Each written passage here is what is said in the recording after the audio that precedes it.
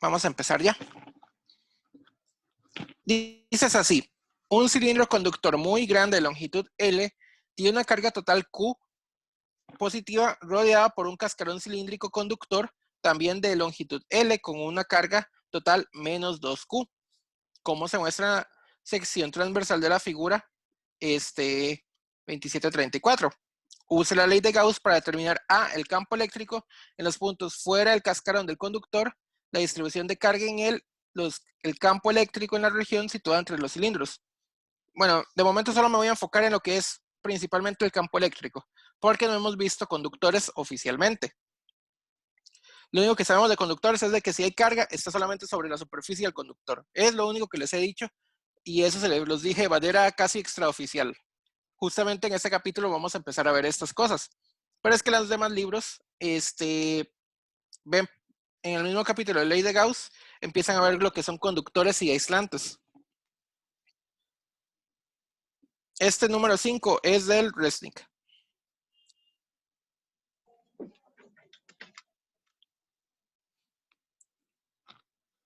Ok, entonces tenemos el 5 del Resnick. El del capítulo de Ley de Gauss.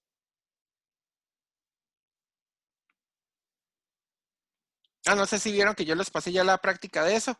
Y el Resnick, lo que hacían 2 capítulos del Serway son 3 capítulos del Resnick. Pero por cualquier cosa se brincan todo lo que no vemos nosotros en el curso, porque hay un montón de cosas que al final no las vamos a ver. Por ejemplo, dipolos y torques sobre dipolos y cosas así. Muy bien. Bueno, y momento dipolar, obviamente. Es en el drive, ¿verdad, profe? Sí, está en el drive. Los dejé en una carpeta que creo que dije campo eléctrico práctica. Tienen los 3 capítulos del Resnick y 2 del Bauer, creo. Y ahí va a subir las Los del notas. Serway corre por su cuenta. ¿Cómo? Ahí van a estar las notas también. Oh. Sí, también. No, las notas están en otra carpeta que dice campo eléctrico, creo. Ok. Ok. Entonces, más o menos voy a tratar de copiar el dibujo para que veamos a ver cómo se hace. Ya saben, de momento, el spoiler es que la carga total Q está distribuida sobre las superficies de esos cilindros conductores.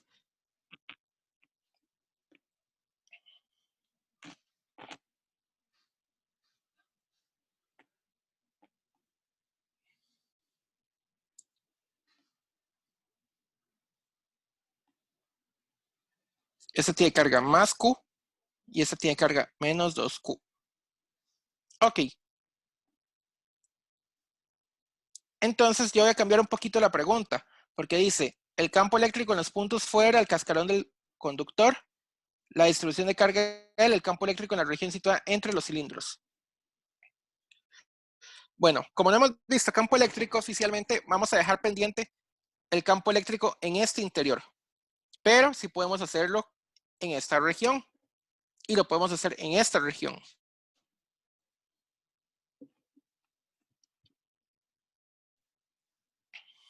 Espera para copiarlo bien. S2. Entonces, no nos dicen el área. No nos dicen el radio. Normalmente dirían el radio de estos dos cilindros. Lo que nos dicen es de que es un conductor de longitud L muy grande.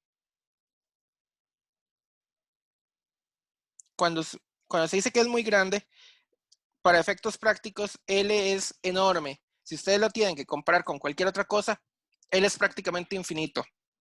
Entonces, si nos quedan cualquier defecto a la hora de calcular el campo eléctrico, L se hace infinito y esos defectos desaparecen. Entonces, ¿qué empezamos? Vamos a hacer el campo eléctrico en el interior.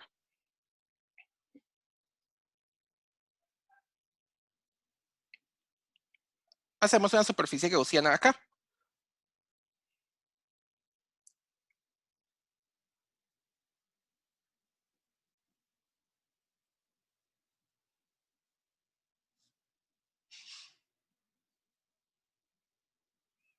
Entonces, el campo eléctrico en el interior. La superficie gaussiana es otro cilindro. ¿Por qué? Porque uno está buscando que sea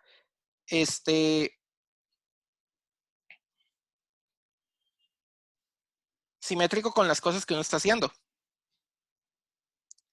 Entonces la superficie gaussiana tiene que ser un cilindro.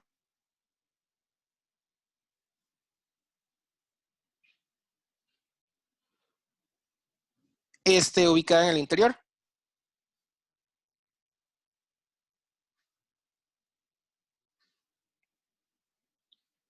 De radio R. Aquí no nos lo dicen, pero normalmente en estos problemas a uno le tienen que dar el radio de los cilindros. El radio interior le voy a decir que va a medir A. Por cualquier cosa. El cilindro interior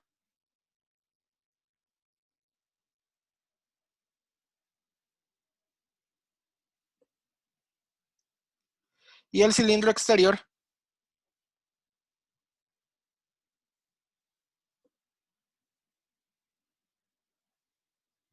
es del radio B. ¿Esto es por qué? Para que en el interior esta R esté ubicada entre A y B.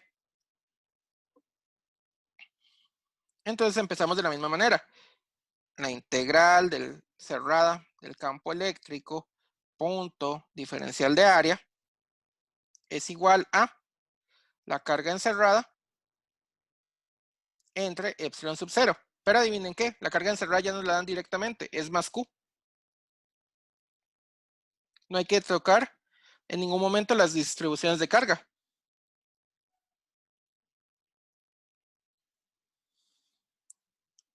Ok, ahora del otro lado la integral, el campo eléctrico diferencial de área.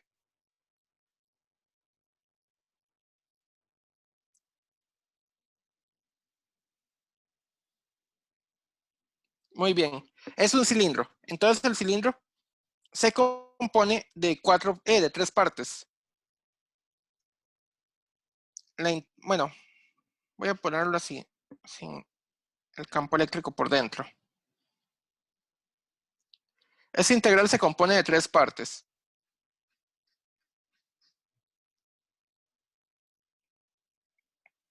Una integral para una tapa, más una integral para la otra tapa,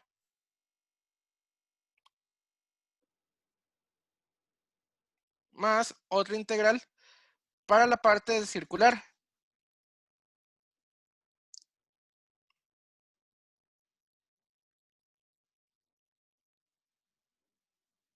O sea, la hoja del cilindro, digámosle.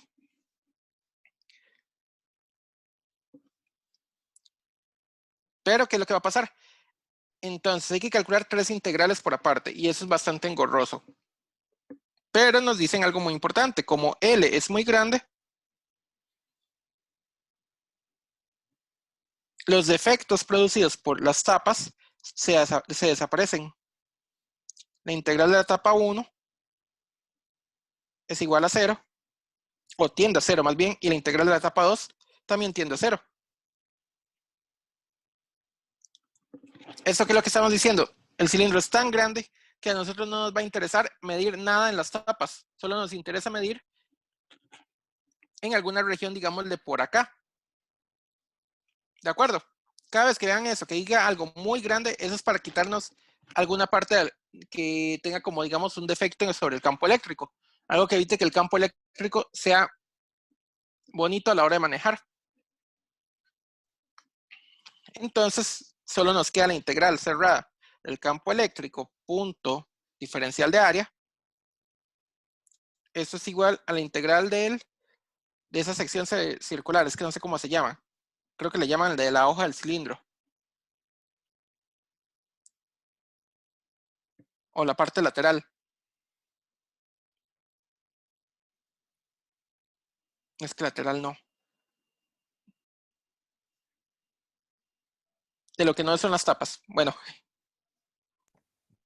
Creo que sí se le dice hoja, profe. Ok.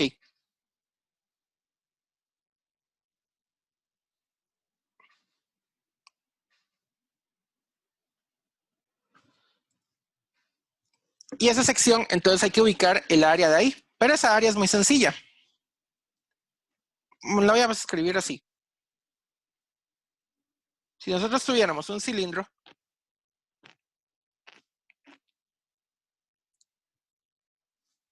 esta área que estaría aquí, que está rodeando esto, es demasiado sencillo.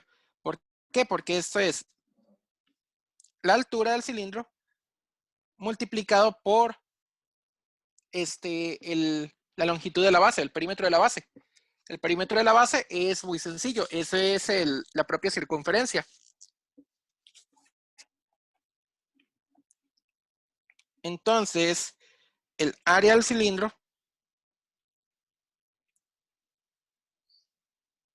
es igual a la altura por la longitud de la base. Y la longitud de la base son 2pi por r. Estamos ubicando recuerden que estamos haciendo el cilindro que es el gaussiano. Por lo tanto, tiene radio r. ¿De acuerdo? Entonces vean que el problema se hace bastante sencillo. La integral aquella va a dar igual a el campo eléctrico radial, pero en este caso ya no es el radial de esféricas, se le conoce como radial de cilíndricas.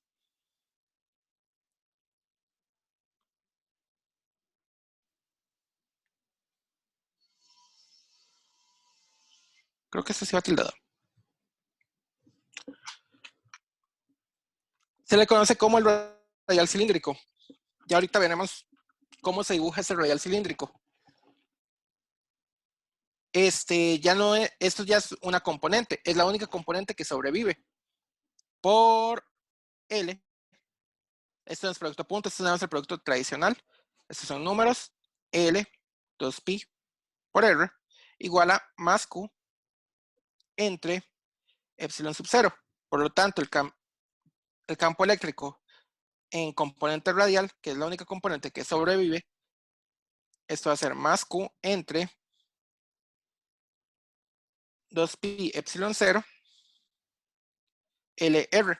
Vean que en este caso ya no nos quedó la K, nos quedó un 2pi. Esa es la ventaja de poner la constante esta en términos de epsilon sub 0, porque siempre que hay simetrías van a aparecer esos 2pi o 4pi y hay muchas veces que no es conveniente cancelar ese 2pi en lugar de estarlo arrastrando. Además que por tradición histórica, al inicio, cuando no sabían manejar campos eléctricos o no sabían poner a una unidad apropiada para el campo eléctrico, usaban sistemas de unidades espantosos. El peor de todos para mí es el gaussiano. Muchos libros, incluso modernos, todavía siguen usando el sistema gaussiano y esa es la cosa más espantosa del mundo porque epsilon sub 0 lo ponen en unidades de pi y eso es lo más feo que yo he visto.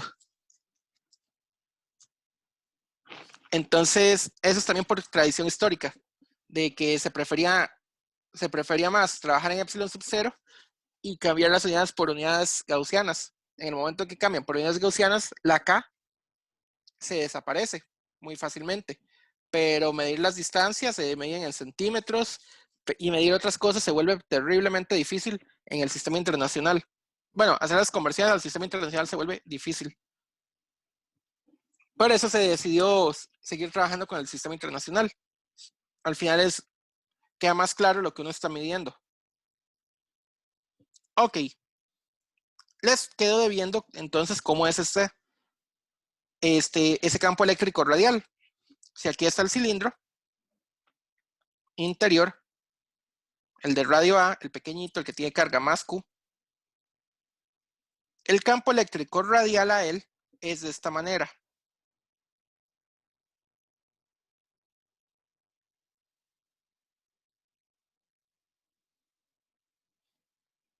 O sea, la diferencia está en cómo usted lo mide.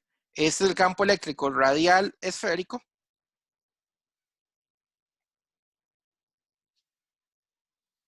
Y el radial cilíndrico solamente va hacia el exterior del cilindro. Ok. Entonces, esto es válido para R que se encuentre entre A y B. Ahora vamos con el campo eléctrico en el exterior.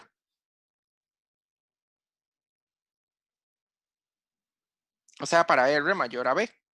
O sea, R mayor al cilindro grande. Vamos a ver, contemos la carga. Si ahora estoy haciendo el campo eléctrico exterior a él, me toca hacer una superficie gaussiana, o sea, otro cilindro más grande acá. Y este otro cilindro hay que contar la carga total encerrada. La carga total encerrada se suma.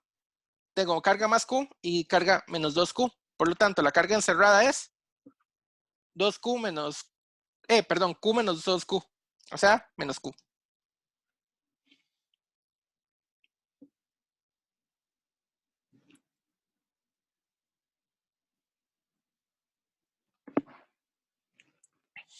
Eso es todo lo que hay que hacer.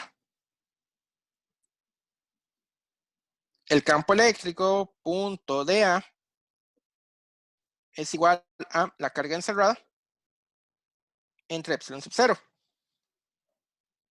Pero es exactamente lo mismo que teníamos hace un rato. Entonces, campo eléctrico, dirección radial, esta R le hice muy grande, por 2pi RL es igual a menos Q, en este caso, entre epsilon sub 0. Campo eléctrico radial es igual a menos Q entre 2pi epsilon 0 el R. Vean que cuando tenemos cosas cilíndricas, el campo eléctrico va a depender de solamente R y no de R cuadrado. ¿Lo ven? Casi siempre cuando tenemos pelotas cargadas, lo que tenemos es una dependencia con un R cuadrado. Cuando tenemos más bien líneas cargadas, la dependencia va a ser con R. Ese es un buen chequeo que uno puede hacer a la hora de tratar de hacer estos problemas, a ver si por lo menos vamos por buen camino. Ok, esto nos refleja cómo la utilidad de la ley de Gauss. Todavía les queda viendo la parte de cómo se distribuye la carga. Eso lo veremos después.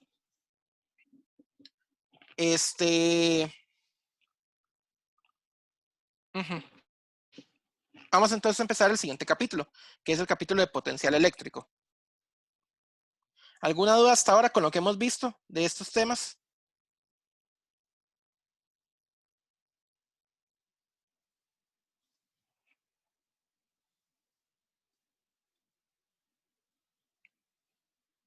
No. ¿Todo claro? Digan ahora porque vamos a ocuparlo estos temas de aquí a partir del final del curso.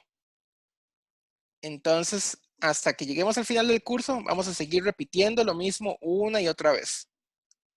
Así que es mejor irlo dominando desde ahora que dominarlo para el último, para la última evaluación.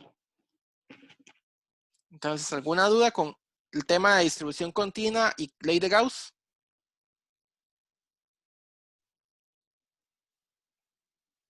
¿Sí o no?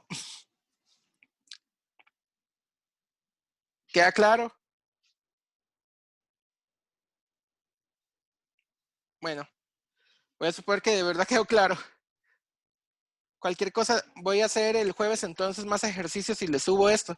Hay uno muy interesante. Voy a ver si le hago el 14. El 14 se hace por ley de Gauss. Es bastante sencillo. La idea del 14 es, como la esfera está cargada, es uniforme, pero tiene un hueco ahí metido. Entonces, ese hueco que está ahí es un equivalente a tener una carga extra del signo contrario. Así es como uno le entra a esta clase de problemas. Cuando hay un hueco, entonces es porque hay una carga extra que mata la carga que había ahí. O sea, si aquí tenía carga más Q, le ponen a ese hueco una carga menos Q. ¿De acuerdo?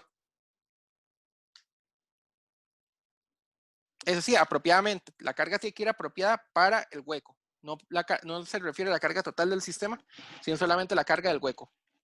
Entonces, la carga del hueco tiene carga total 0.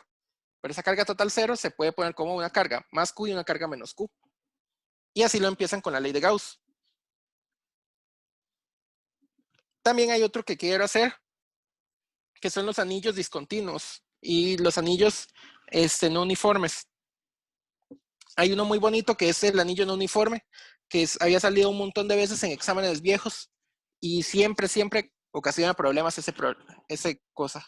Entonces, quería verlo, pero no me va a dar más chance. Vamos a empezar tema nuevo.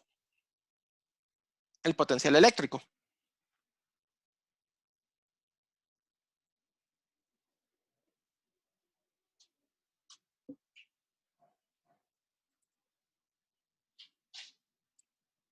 Hasta ahora hemos visto lo siguiente: fuerzas eléctricas, el campo eléctrico, muy bonito, pero vamos a retomar un toque el tema de la fuerza. Si hay una fuerza, hay una capacidad de mover objetos. Entonces, si hay una fuerza eléctrica producida por algo, nosotros podemos mover objetos cargados. Eso es cierto. También podemos mantener objetos unidos a punta de fuerzas eléctricas. Entonces, la gran idea de esto va a ser, si podemos mover un objeto, podemos calcular el trabajo. Entonces, aquí es donde los libros se ponen interesantes. Si ustedes leen un libro, tienen una forma de poner el trabajo. Si ven otro libro, tienen otra forma de poner el trabajo. Yo lo voy a poner, creo que igual al Serway. La fuerza producida por el campo eléctrico y el trabajo producido por el campo eléctrico. Entonces va a ser nuestro problema actual. Vamos a empezarlo como si fuera un ejemplo.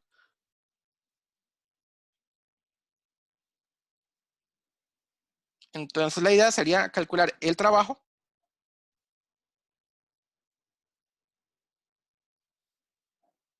producido por un campo eléctrico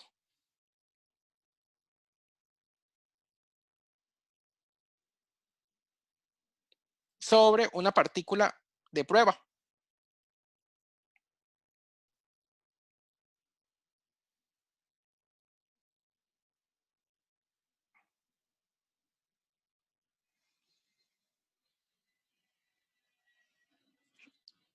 Entonces, ¿qué pasa? Hay un campo eléctrico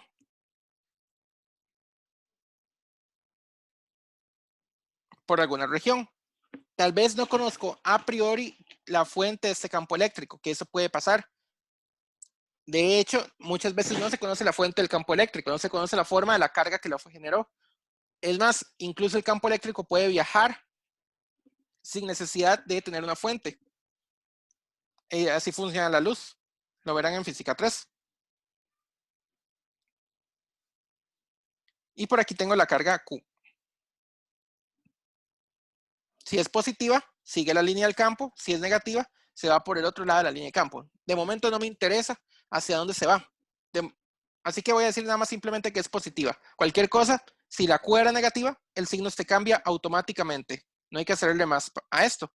Entonces, para acá voy a decir que va la fuerza. De momento es un problema de física 1. Si conozco la fuerza sobre esta carga de prueba, conozco mucha información de ella, mucha información de cómo se va a mover. Por ejemplo, puedo usar segunda ley de Newton para saber cómo se mueve. Sin embargo, usar segunda ley de Newton para estos casos es muy complicado. Por eso usamos trabajo. El trabajo producido por el campo eléctrico sobre la carga Q es igual a la integral desde nuestro punto inicial de partida, le voy a llamar el punto A hasta un punto B, de la fuerza eléctrica producto punto el desplazamiento. El desplazamiento lo voy a poner como un ds. Nuestro vectorcito que sigue la línea de campo sobre la línea que uno siguió. En realidad esto es una integral de línea. Tengan en cuenta eso. No sé si a ustedes les avisaron esto en física 1, pero estas fuerzas, el trabajo se define con la integral de línea, no la integral tradicional. ¿Eso qué quiere decir? Que si yo agarré esta carga y el campo eléctrico lo llevó por esta dirección, yo tengo que seguir esta dirección. ¿Qué pasaría si la fuerza es conservativa? Si la fuerza es conservativa, solo importa el punto inicial y el punto final. Si la fuerza es no conservativa, va a depender de esa trayectoria. Ahora la gran pregunta. La fuerza es conservativa.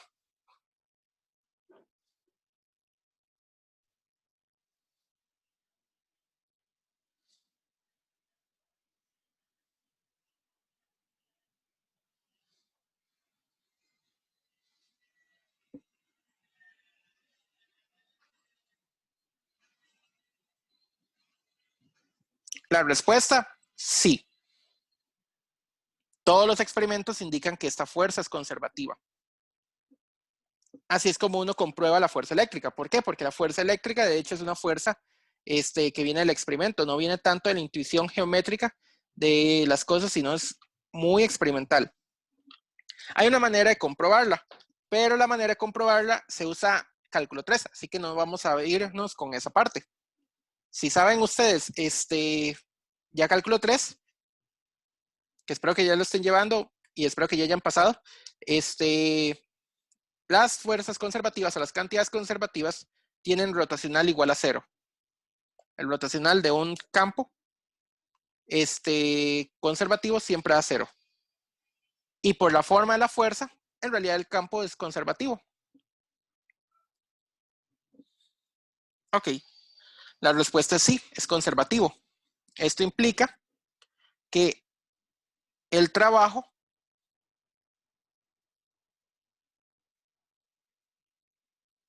no depende de la trayectoria.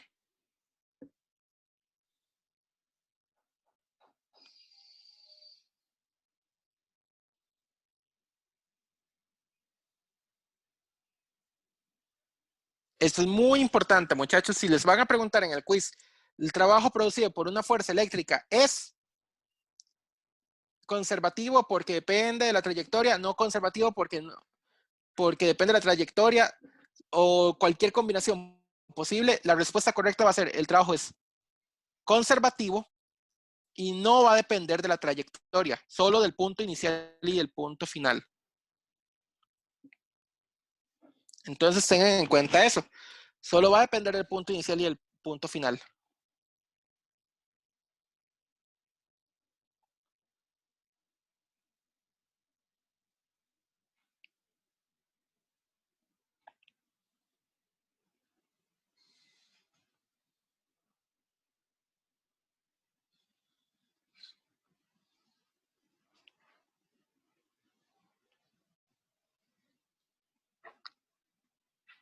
Entonces, había otro resultado muy importante. Los trabajos conservativos o las fuerzas conservativas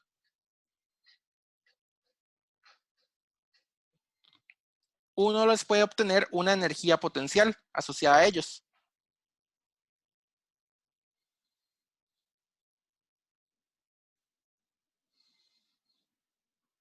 Siempre que nosotros tengamos fuerzas conservativas, podemos asociar una energía potencial a esa situación. Ahora, muy bien, regresemos a la fórmula de trabajo antes de continuar con esa parte.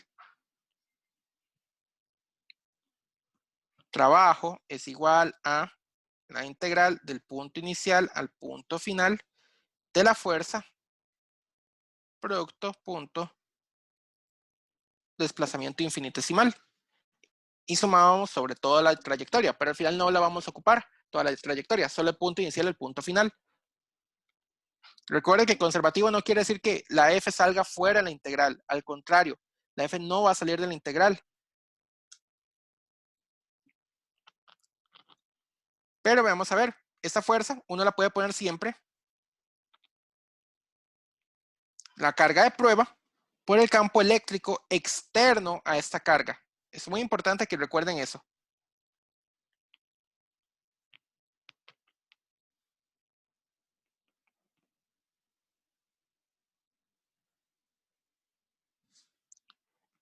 Esta es la carga que siente la fuerza.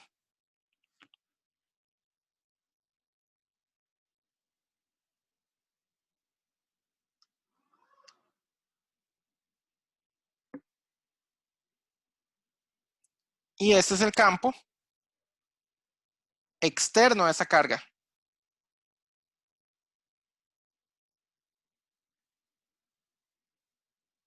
O sea, este campo puede estar producido por una distribución continua de carga, puede estar hecho por una distribución discreta de carga, o puede ser simplemente un campo que se generó muy, muy largo de nosotros. No tenemos ni la menor idea de la fuente que lo generó, pero ahí está un campo eléctrico. No conocemos nada de la fuente, pero podemos medir el campo eléctrico.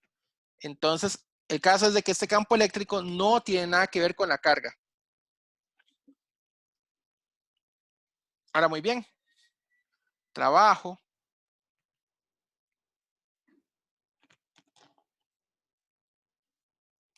es igual a, podemos sacar la carga, porque la carga no va a depender de la trayectoria. O sea, no depende del ds. Puede salir fuera de la integral. El campo eléctrico sí puede depender de la posición. Así que no nos vamos a preocupar más por sacar el campo eléctrico. Ese sí se queda dentro de la integral, a menos que sea uniforme.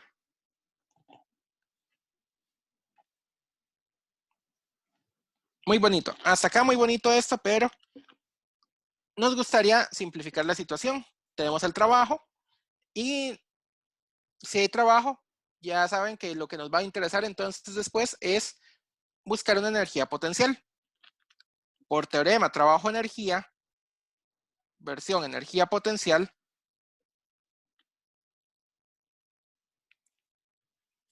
el trabajo es igual a menos el cambio de la energía potencial.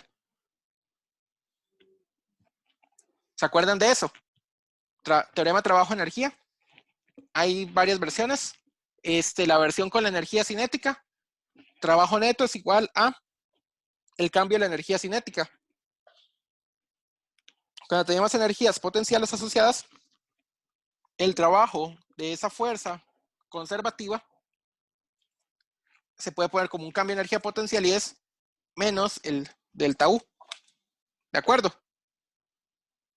Espero que sí, que les hayan hablado todo esto en física 1. Es muy importante que recuerden estas partes de física 1 a la hora de hacer estos problemas.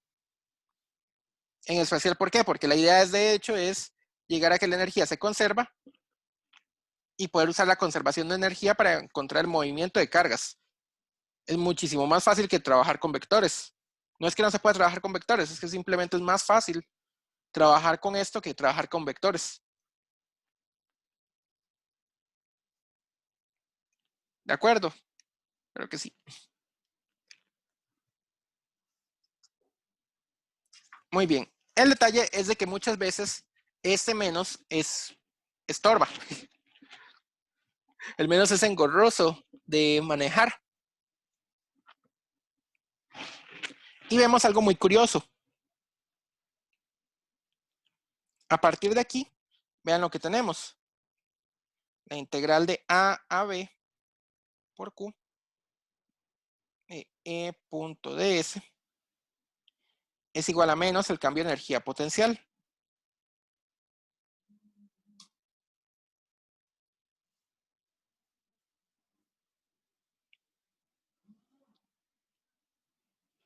Entonces el potencial eléctrico, la energía potencial eléctrica es esta.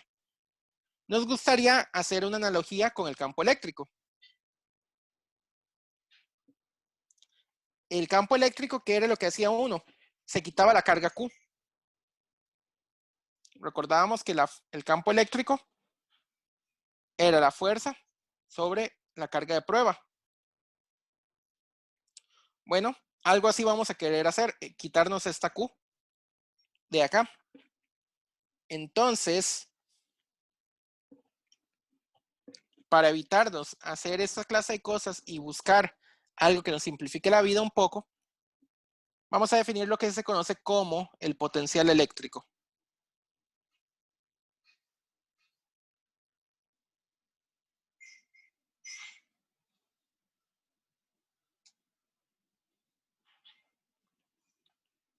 El potencial eléctrico, que es básicamente agarrar esta Q y mandarla a dividir a esta ecuación.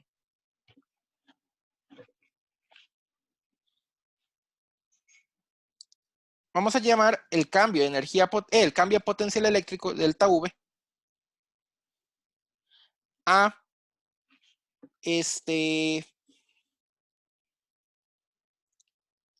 cambio de energía potencial eléctrica dividido entre la carga de prueba.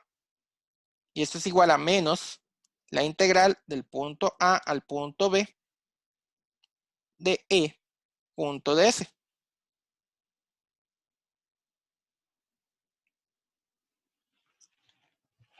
Esta es la definición del cambio de energía, el cambio de potencial eléctrico.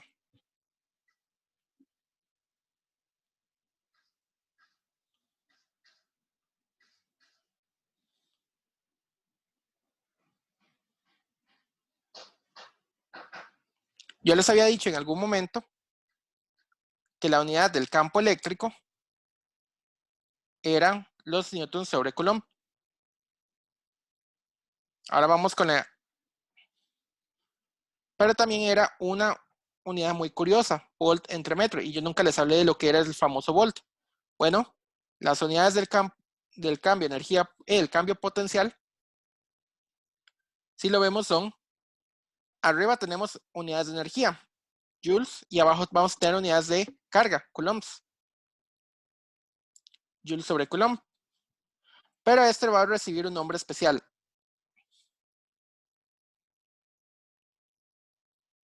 Ese nombre especial se llama volt.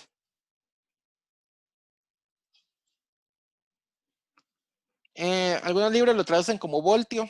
No es muy recomendable hacer eso. Entonces, es de acá, de donde viene esta unidad de acá. Esta unidad es equivalente a esta otra, completamente equivalente. Un newton sobre coulomb es un newton, es un volt sobre metro. ¿Cómo sabemos que eso es cierto? Bueno, vamos a ver. Aquí tenemos unidades de volts, aquí tenemos unidades de campo eléctrico, que no sabemos si poner newton sobre coulomb o otra cosa. Y aquí tenemos unidades de metros. Si mandamos a dividir la unidad de metro al otro lado, de ahí lo que va a quedar es unidades de volt sobre unidad de metro. Volt entre metro. De ahí es donde sale esta unidad. Está sencillo, ¿verdad? Ok. Bueno, entonces, ¿para qué nos complicamos la vida si ya teníamos la fuerza eléctrica y podemos hacer todo lo que queramos con fuerza eléctrica? Todos los movimientos van a estar asociados. Fuerza es igual a masa por desplazamiento, pero también es igual a la ley de Coulomb para el caso de fuerzas electrostáticas. Podemos saber cómo vamos a poder mover las cargas a partir de esa fuerza. Simplemente encontramos la aceleración, luego encontramos la velocidad y luego encontramos la posición y nos solucionamos toda la vida. Bueno, vean que manejar fuerzas requerimos dos cargas. Para eso definimos el campo eléctrico, para evitarnos usar la carga externa. Simplemente tenemos el campo eléctrico producido por alguna figura cargada. Entonces ahí podíamos hacer una gran cantidad de problemas sin tener que pasar por las fuerzas. Bueno, algo así es lo que estamos haciendo acá. Definimos el volt para poder evitarnos el uso de las cargas externas. Vean que la energía eléctrica va a depender del campo eléctrico y de la carga de prueba.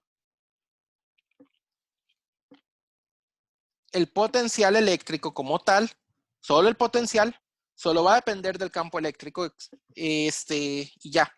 No va a depender de nada más. Y vamos a hacer una nota. Muy, muy importante. Si algún día llegan a preguntarles esto,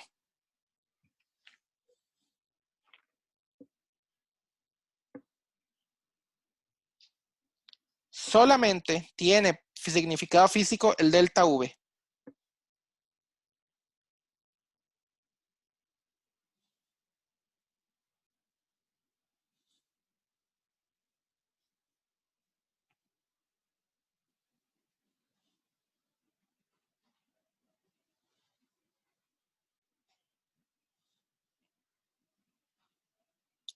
No tiene significado físico el V solito, porque podemos nosotros también definir un potencial en algún punto. El problema de hacer eso es de que vamos a topar con pared.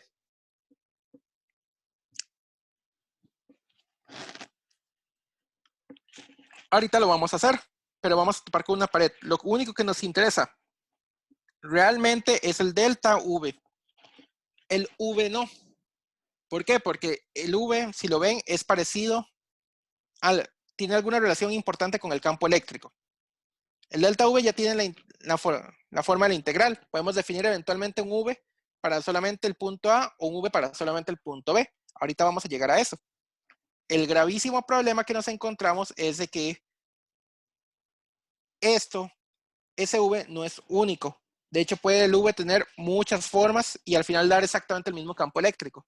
Sin embargo, todos los delta Vs, dependiendo cómo lo escogieron ustedes a la hora de crearlo, siempre el delta V de cualquier forma va a dar igual.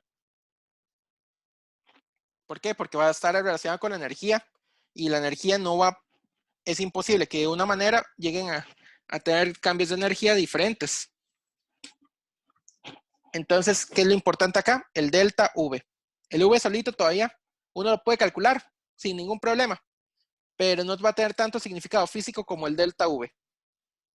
O sea, el cambio de energía, el cambio de potencial va a estar directamente relacionado con el cambio de energía y ahí sí vamos a tener el campo eléctrico.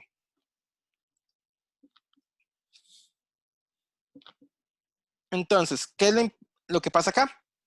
El potencial eléctrico tiene toda la información del campo eléctrico.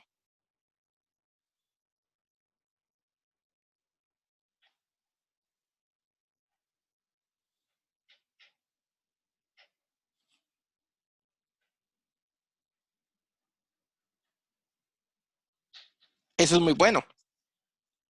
El campo eléctrico es un campo vectorial, el campo V, bueno, es una cantidad escalar. El grave problema es de que V no es único. V va a tener una libertad enorme para poderse escoger. Entonces, al tener esa libertad para poder escoger el V, topamos con una pared. El V no es único, no lo podemos considerar como una cantidad física bien definida, pero el delta V es una cantidad física muy bien definida. Por más libertad que tenga el V, siempre los deltas van a dar igual. Y los deltas van a estar relacionados directamente con la integral del campo eléctrico producto punto del desplazamiento. Vamos a ver un caso sencillo. ¿Qué pasa si el punto A es igual al punto B?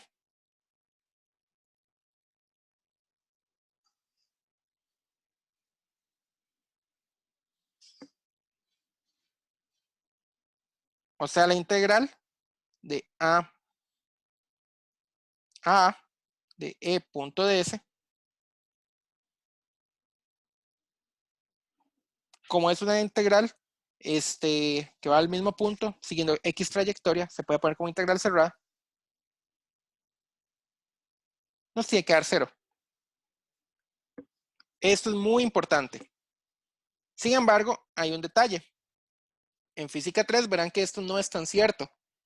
Esto solamente va a pasar si el campo eléctrico no depende de la trayectoria. Perdón, no depende del tiempo.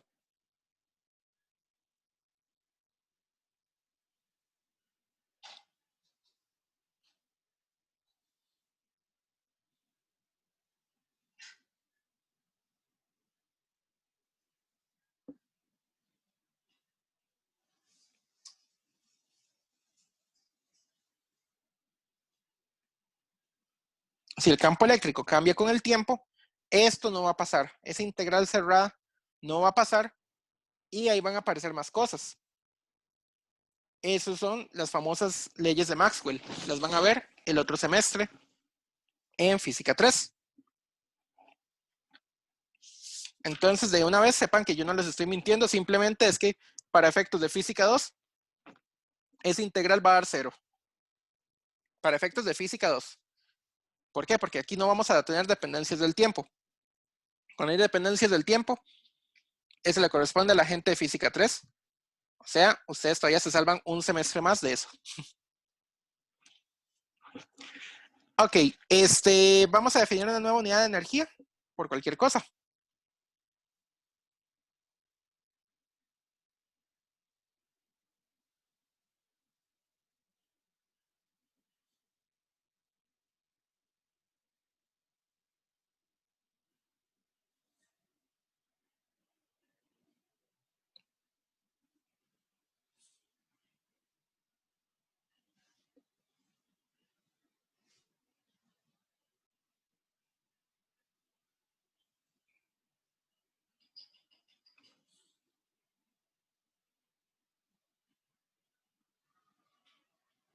El electronvolt es una unidad muy, muy útil de la energía. Se usa demasiado a nivel atómico. Sin embargo, es muy pequeñita esta unidad. Casi siempre se usa en términos de kiloelectronvolt, megaelectronvolt, gigaelectronvolt, teraelectronvolt. Realmente la unidad de energía del electronvolt es extremadamente pequeñita. Dado que el delta V, el cambio de energía potencial, el cambio de potencial está relacionado con el cambio de energía potencial dividido entre la carga externa de prueba. Esto implica que el cambio de energía potencial es igual a Q por delta V. Podemos definir una nueva unidad a partir de la Q y el delta V, que se llama el electronvolt. Digamos que yo quisiera encontrar un volt a partir de un solo electrón. Ahí está la unidad del electronvolt. Un electronvolt se define como 1,602 por 10 a la menos 19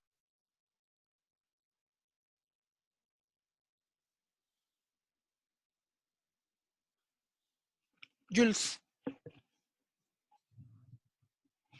Vean que numéricamente es igual a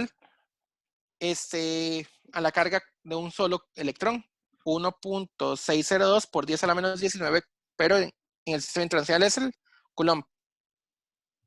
¿Eso es por qué? Porque estamos tratando de buscar la energía producida por un volt sometido a un electrón. No, perdón, un electrón sometido a un volt. Esa es la energía que está asociada al. Realmente esa es una unidad pequeñita. La mayoría de aplicaciones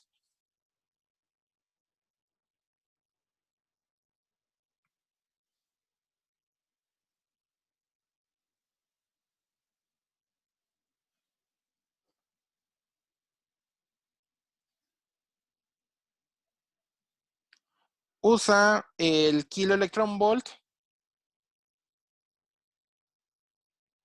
megaelectronvolt,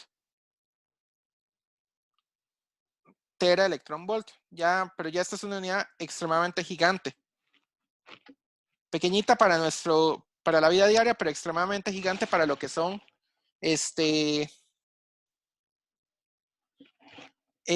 átomos y cosas así. O sea, esto se usa mucho para lo que son escala atómica y escala molecular. Pero para lo que es energía, un teraelectronvolt ya es gigante. Eso se usa mucho en lo que son aceleradores enormes, como el acelerador que está entre la frontera de Francia y Suiza. El gran colisionador de hadrones funciona en teraelectronvolts.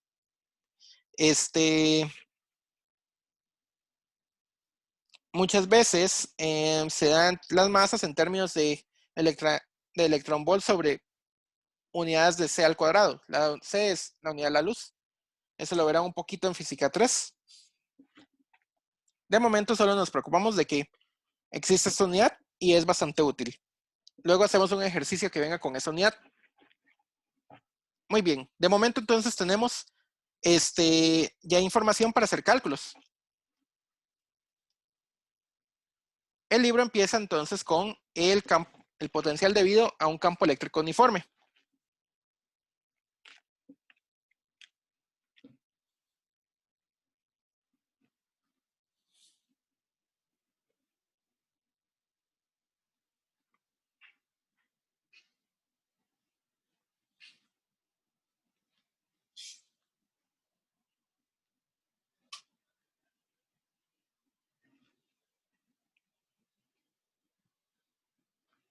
Uniforme, ¿qué es?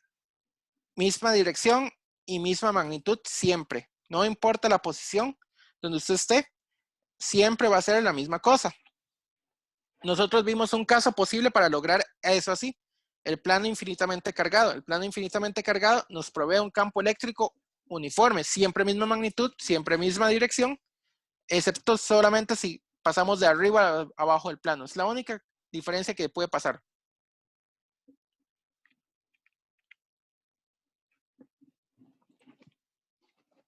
Entonces, el delta V diferencia potencial debido a un campo eléctrico uniforme va a ser igual a menos la integral del punto A al punto B de E punto ds. O sea, el campo eléctrico producto punto desplazamiento.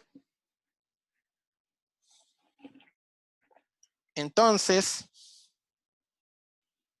esto va a ser igual a menos E, que va a salir fuera de la integral,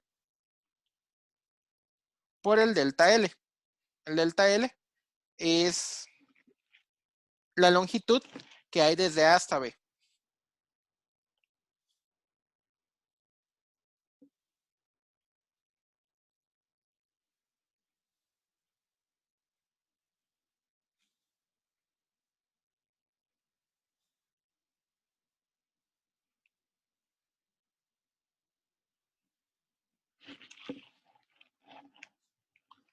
El libro lo simplifica un poco, le pone D por cualquier cosa, es la misma situación, menos C, ED, es lo mismo.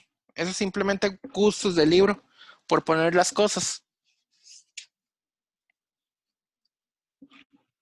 El potencial eléctrico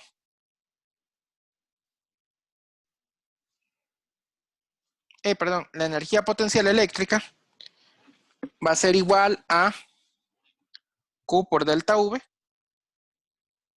Y para el caso del campo eléctrico uniforme, es igual a menos Q E delta L. El libro lo pone menos QE por D. Yo lo prefiero el delta L. El dibujo es así. Aquí un campo eléctrico uniforme, siempre misma magnitud, sin importar la posición, siempre misma dirección. Y si hay una partícula que se mueve de acá a acá, este es el punto A, este es el punto B.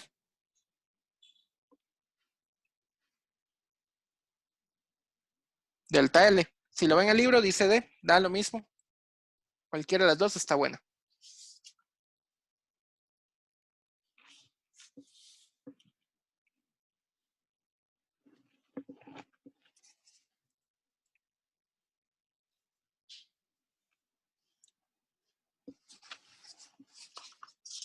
Ok.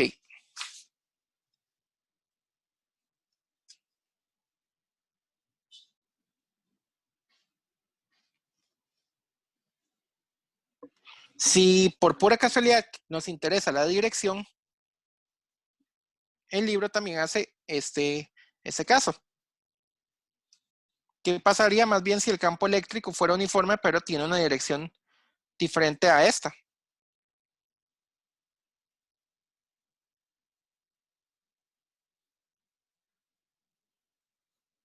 Y dejamos que la partícula se mueva con el campo eléctrico. Entonces, aquí va a estar el vectorcito unitario S. Esta es la dirección del movimiento. Por lo tanto, le está pasando el punto A al punto B. Y el cambio de potencial va a llevar entonces el producto punto menos Q por el campo eléctrico producto punto el vectorcito de desplazamiento S. Todo esto es S por cualquier cosa. S es un vectorcito unitario con la misma dirección. Va a ser importante para lo que veamos después. Son casi las 2, todavía hay tiempo. Nos va a rendir este capítulo. Entonces, ya mucho de esto lo hemos visto. Las mismas técnicas se van usando. Ahora la gran pregunta, ¿qué va a pasar si tenemos cargas continuas o uniformes, distribuciones continuas o uniformes? La primera que vamos a ver es la distribución discreta.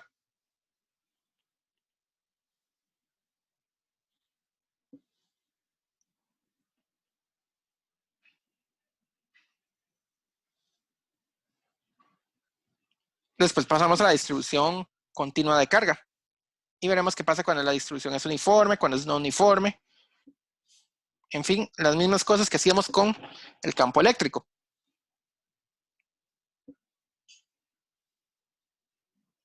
Entonces, si tenemos una distribución discreta, ¿qué es? Por aquí tenemos una carga, Q1. Por aquí tenemos una carga, Q2. Por aquí tenemos una carga, Q3.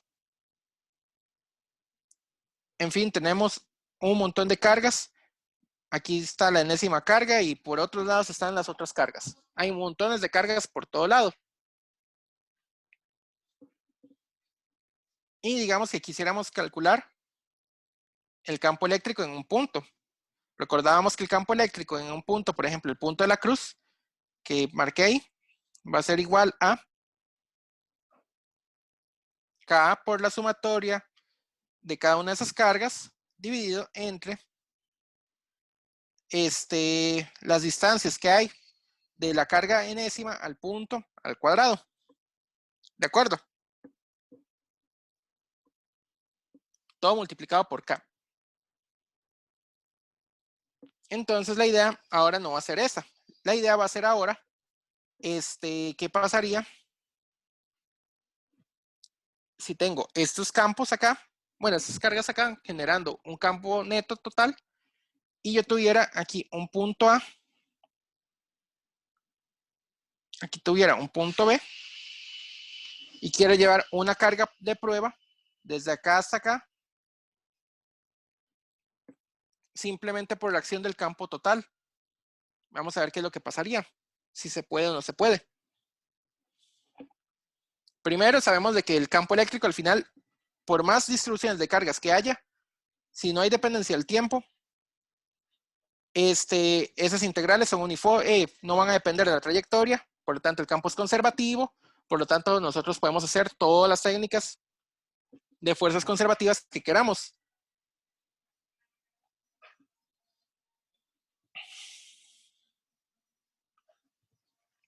Entonces, el delta V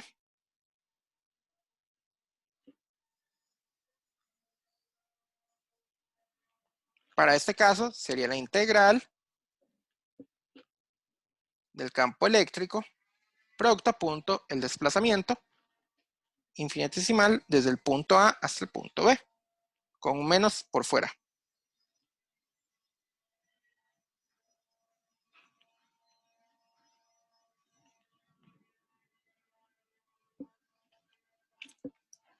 Me queda más fácil poner menos aquí. Ahí está. Muy bien. El delta V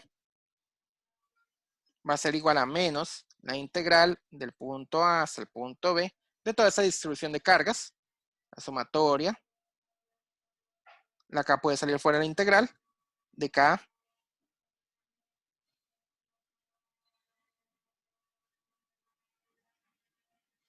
de las cargas I entre R cuadrado con su vectorcito unitario S, punto de S. Bueno, y aquí me faltaba el vectorcito unitario S.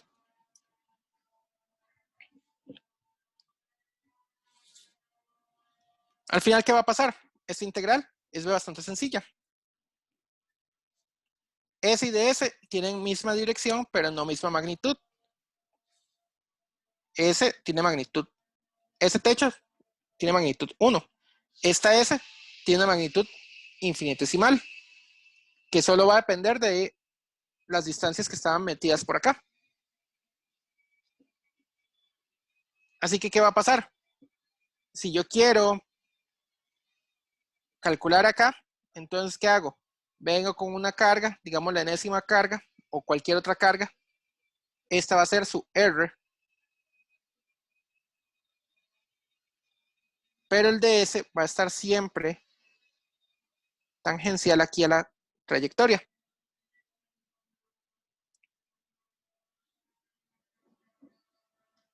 Este va a ser nuestro vectorcito R para acá.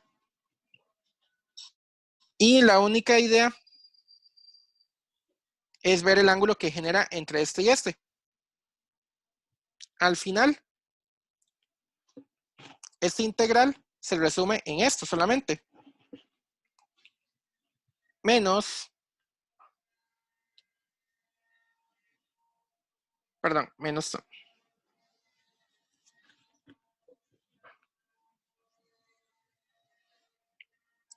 No, sí. Voy a dejar al menos de momento y voy a seguir la integral como va. La integral de A hasta B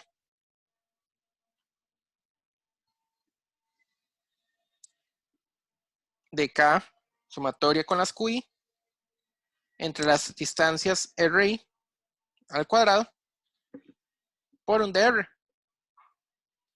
Al final esto se reduce a eso. Esto al final queda K sumatoria de los QI entre los RI al cuadrado. Perdón. Cuadrado no, más bien se deshace el cuadrado acá.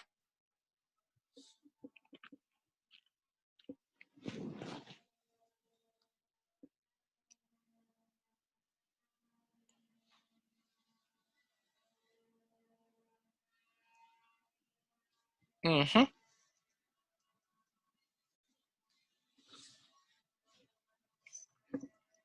Y esto evaluado desde los puntos, desde el punto inicial hasta el punto final. O sea, el RA inicial al RB inicial. De momento, esto es complicado.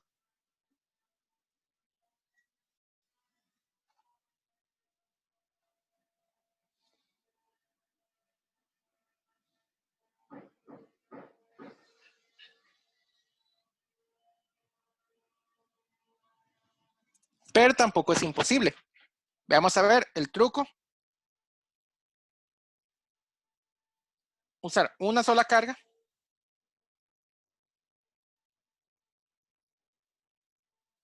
Y luego hacer la suma. ¿Por qué? Porque el potencial va a seguir también el principio de superposición. Cuando usamos el principio de superposición, nos quitamos muchos de estos problemas. Como este va a llevar un montón de RIs y B's, en realidad no va a tener el gran chiste. Esto se puede integrar. Esto es K por la sumatoria de los QI evaluadas en los RI B al cuadrado, en los RI menos la misma historia. Sumatoria, los QI, bla, bla, bla. Evaluado en el punto A. Esto en realidad es que se ve un poquito feo así. Para evitar eso, usamos el truco de usar una sola carga. ¿Qué hubiera pasado si solo tenemos una única carga? Y queremos ver la diferencia potencial de ir de un punto a otro. Entonces, el campo eléctrico era igual a KQ entre R cuadrado. El delta V es la misma cosa, pero sin la sumatoria.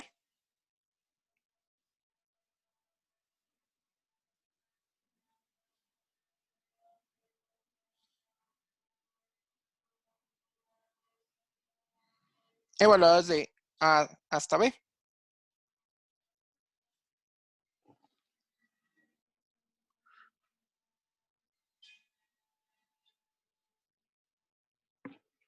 Uh-huh.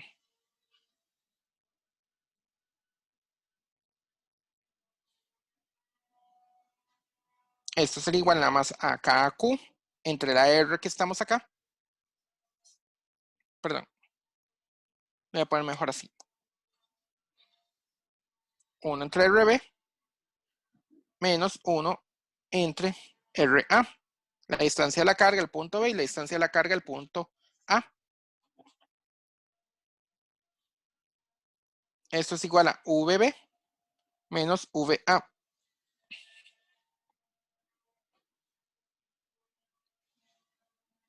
Muy bien. Hasta ahora yo nunca no les he definido cuál es el potencial en un solo punto.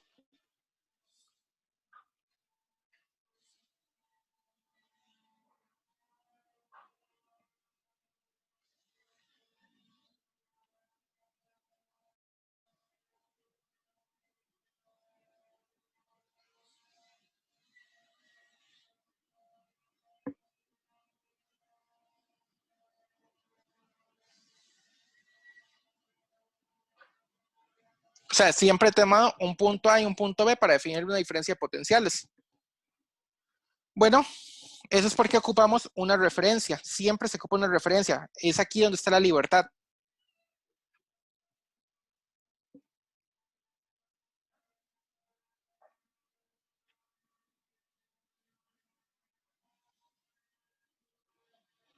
Y el problema es que no siempre es posible encontrar una referencia intuitiva.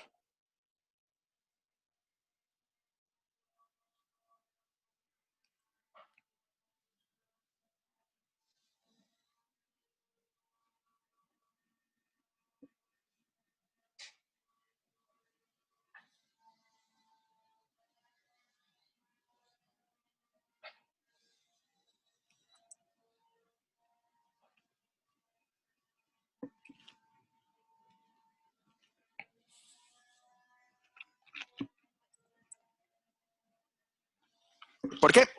Por ejemplo, yo puedo escoger la referencia, digamos, en San Pedro de Montes de Oca. Muy bien. Alguien la puede escoger en Alajuela, alguien la puede escoger en Cartago, alguien la puede escoger en otro lado, alguien puede escoger la referencia justamente en la ubicación de la misma carga, etcétera. Hay montones de referencias que uno puede escoger. Eso queda a disposición de la persona que esté usando. Entonces, ahí tenemos una libertad, escoger una referencia.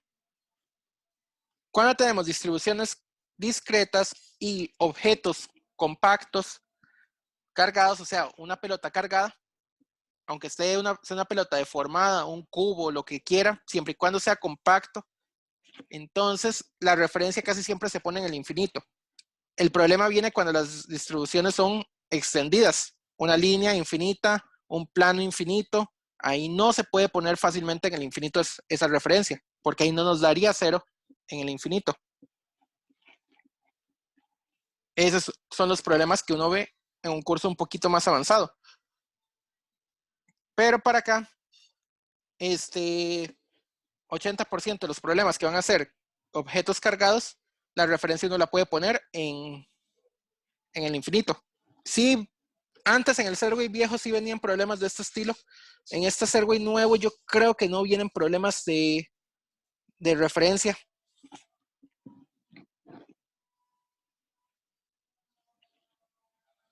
Entonces, para distribuciones discretas,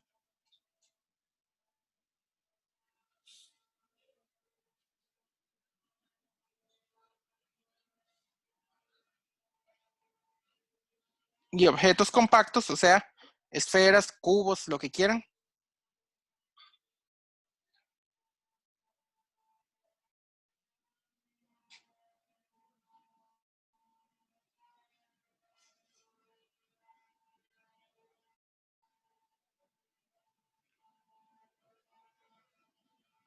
la referencia casi siempre se pone en el infinito. En realidad eso queda a gusto de la persona que haga el problema. En realidad aquí eso es 100% a gusto del que hace el problema. A veces el problema mismo le dice ponga la referencia en el infinito. Hay veces que le dice el problema no ponga la referencia en el infinito porque simplemente quiere joder la vida. Entonces,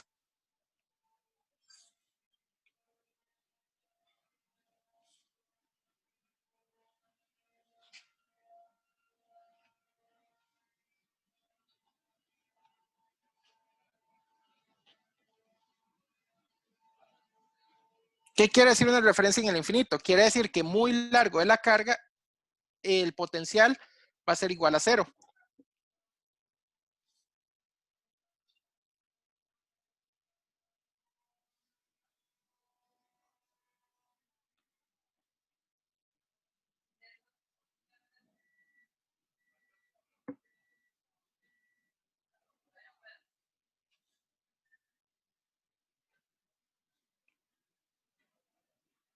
Eso es lo que quiere decir poner una referencia en el infinito.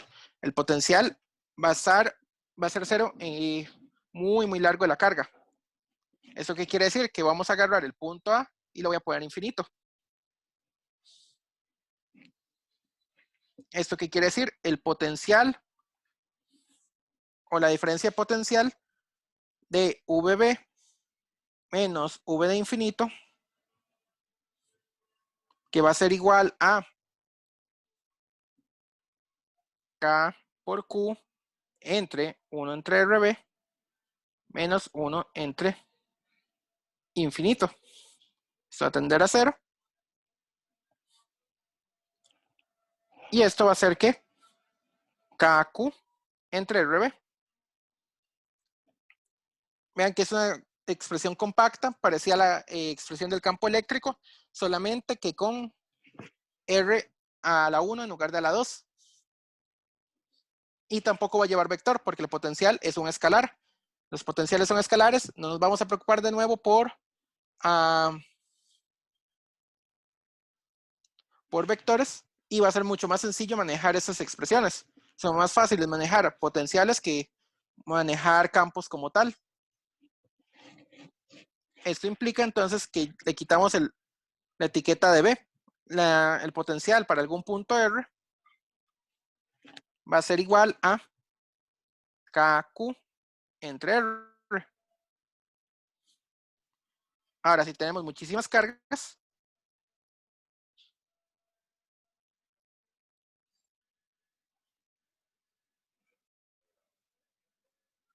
ya no necesitamos una línea que sea de un punto A hasta un punto B. Si tenemos muchas cargas, una por acá, otra por acá, otra por acá, y quiero el campo eléctrico, el potencial aquí en la cruz, solo hay que medir las distancias que hay acá. Esta R1, esta R2, esta R3, y si hay más, se miden todas. El potencial de ese punto se puede poner muy fácil. K por la sumatoria de los QI entre los RI, donde RI, distancia de la carga I,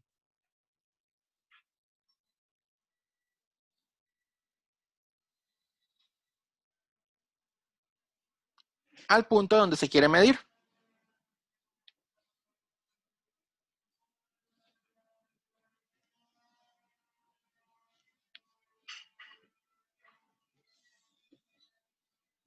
Y recuerden, las distancias siempre son positivas.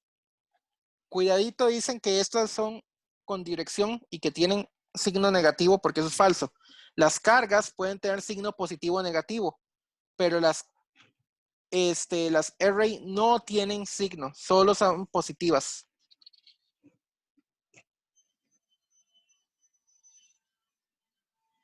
Nosotros también podemos asociar la energía eléctrica entre dos cargas, utilizando esto mismo muy fácilmente. Entonces, la energía almacenada,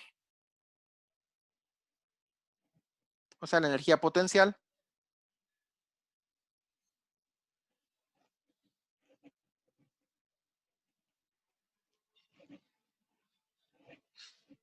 entre dos cargas,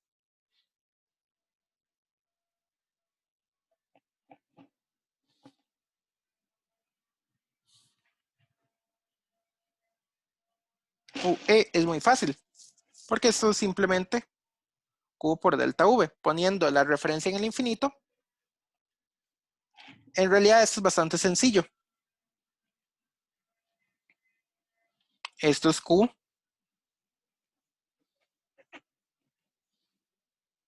Lo voy a poner de esta manera, K, Q1 por Q2 entre la distancia que hay de R1 a R2, de la carga 1 a la carga 2.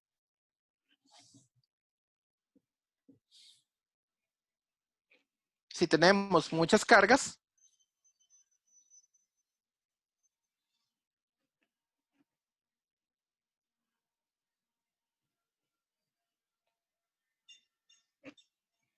es solamente sumar cosas de este estilo.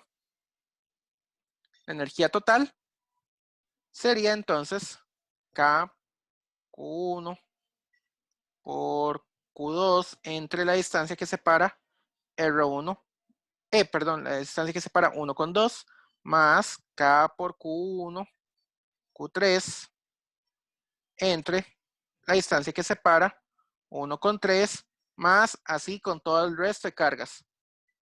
Todo el resto de 1 con la enésima carga. Luego seguimos con la carga 2, carga 3, entre R, 2, 3, más, y así hasta ubicar todas las cargas y hacer todas las combinaciones posibles de carga 1, 2, 3, 4, 5, bla, bla, bla. Siempre vamos sumando por pares. ¿De acuerdo? Entonces, esa sería la energía almacenada por un sistema de cargas.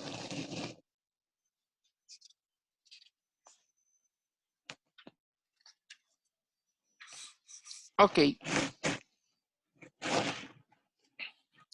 Una nota muy importante a partir de ahora. Y ahorita hago un ejemplo de un examen viejo.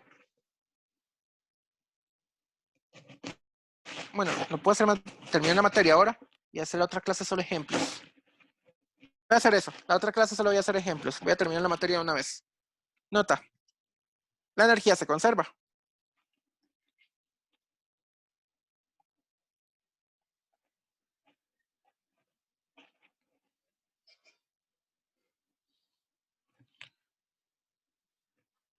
Muy importante. Sabemos que la energía se conserva. Entonces, existen muchos problemas que se resuelven de este estilo. Energía cinética inicial más energía eléctrica inicial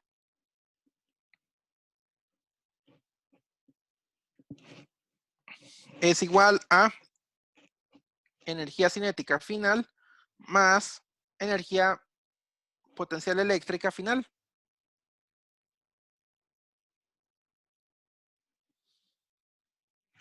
O sea, un medio de la masa por V al cuadrado más K por Q1, Q2 entre la distancia que los separa, igual a, etcétera. Estos problemas son parecidos a los que se hacen en física 1 para la parte de gravitación. La única diferencia es de que la energía potencial acá puede cambiar de signo. Vea que, por ejemplo, de aquí es muy sencillo verlo. Si Q1 y Q2 son positivas, entonces la energía potencial asociada es positiva. Si Q1 y Q2 son negativas, el signo se cancela y la energía potencial de nuevo es positiva. Pero si alguna fuera positiva y la otra es negativa, esta será negativa.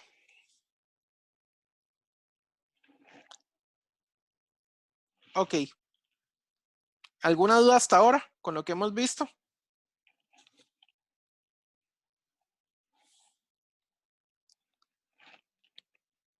Si no hay dudas, voy a continuar.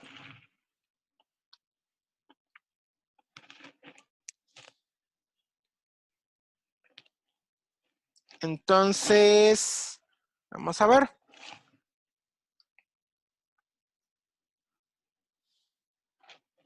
Sabemos hasta ahora que el delta V es igual a menos la integral del punto A hasta el punto B del campo eléctrico, producto a punto, un desplazamiento pequeñito. Entonces, nosotros estamos obteniendo el potencial a partir del campo eléctrico. ¿Qué pasa si quiero al revés?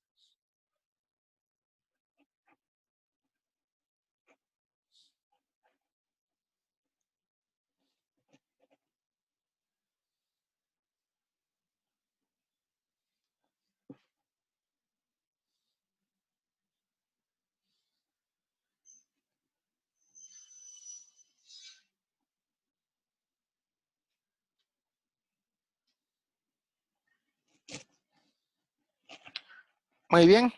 Si pasa eso, entonces hay que reemplazar esto un poco. Si A y B se parecen, se acercan muchísimo, entonces esto se convierte en un dV. dV es igual a menos E punto ds.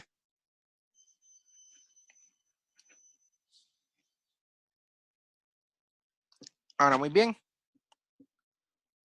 El problema aquí es que tenemos un producto punto. El producto punto de un desplazamiento pequeñito lo podemos ver como desplazamientos en coordenadas rectangulares. Menos E. Voy a ponerlo así. El campo eléctrico uno lo podía ver como una componente X con su vectorcito Y más una componente Y con su vectorcito J. Y si tenemos por pura casualidad dirección Z, una componente Z con el vector unitario en K. El ds de manera similar se puede poner de ese estilo. El ds son desplazamientos pequeñitos. Si aquí estuviera el dz, aquí estuviera el dx, y aquí estuviera el de Y. El de S es una combinación de los tres.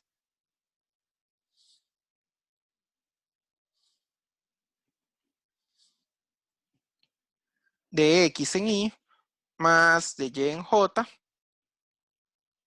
más de Z en K. Por lo tanto, el de V va a ser el producto punto de estos dos vectores con un negativo externo. Esto sería el campo eléctrico, componente X, con su de X, más el campo eléctrico en Y, con su componente Y, con su de Y, más el campo eléctrico en Z, con un de Z. Recuerden que el producto punto funcionaba de esa manera. Se desaparecían I por I es 1, J por J es 1, K por K es 1, y si eran cruzados eran igual a 0. I por J 0, I por K es 0, J por K es 0. Esto es física 1 hasta ahora. Lo que viene ahora es cálculo.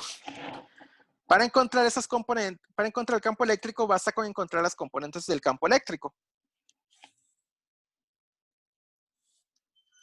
Entonces, para hacer una especie como de despeje de esta situación, que es bastante complicada de verla de esta manera, uno usa unos resultados de cálculo.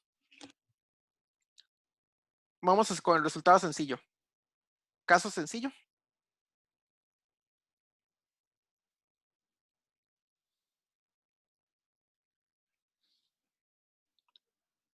Solo hay dependencia con la X.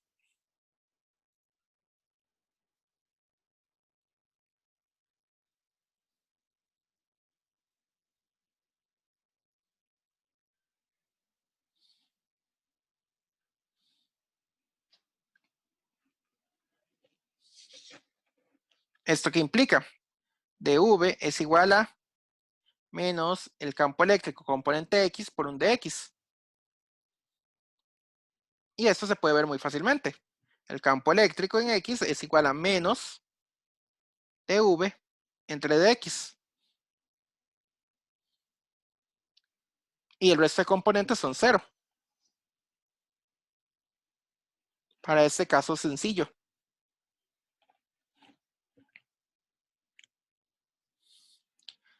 Muy bien.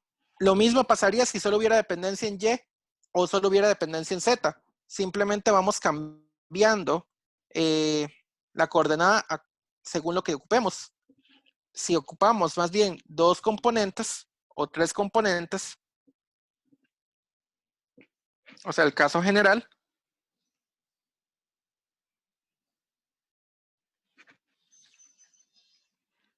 el campo en X va a ser igual a una derivada especial que habíamos visto para las primeras partes del curso.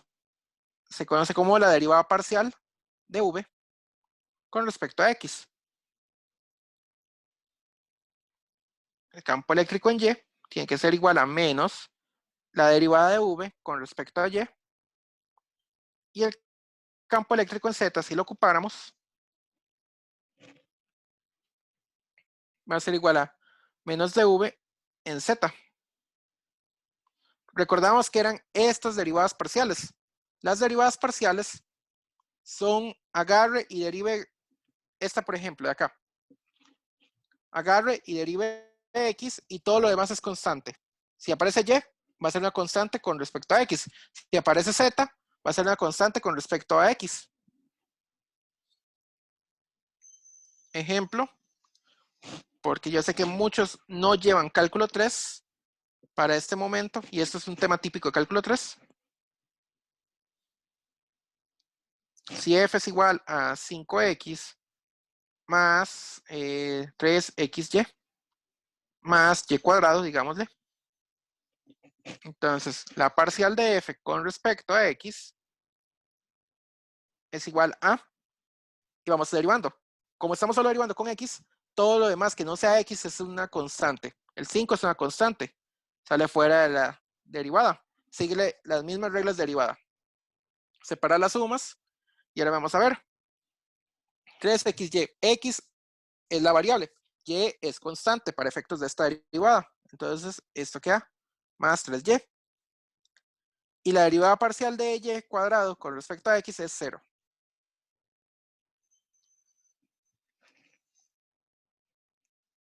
Ahora vamos con la derivada en y. 5x es 0. 3xy, la y es la variable y la x es constante. Y la última queda y cuadrado, entonces solamente 2y. Si hubiéramos querido ponerle aquí el z, la primera no tiene z, la segunda no tiene z, la tercera no tiene z. Todo es igual a 0 para las respecto a z. Entonces, esto es simplemente por si las dudas. Normalmente, ¿qué he visto yo en exámenes viejos? Solamente componente X. Solo se les pide únicamente esta de acá. Casi siempre se ignoran esta y esta. En exámenes viejos siempre he visto que las ignoren. Solamente sacamos una de las componentes, la componente X. A partir del potencial. Que de todos modos, los problemas que he visto solamente al final queda potencial en X. Perdón, el campo eléctrico en X.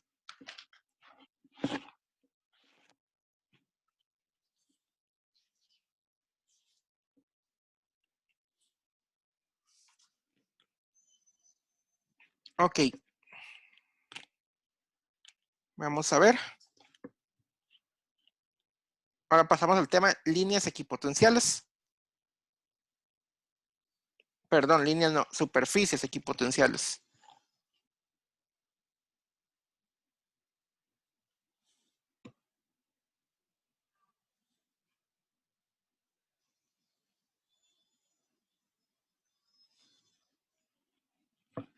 Siempre que vean ustedes algo que diga equipotencial, lo que quiere decir es lugares de V constante.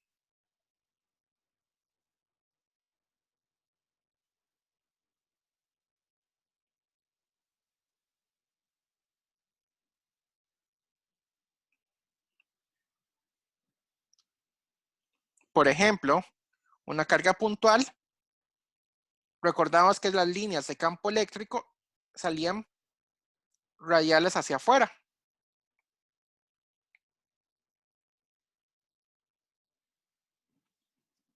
Los equipotenciales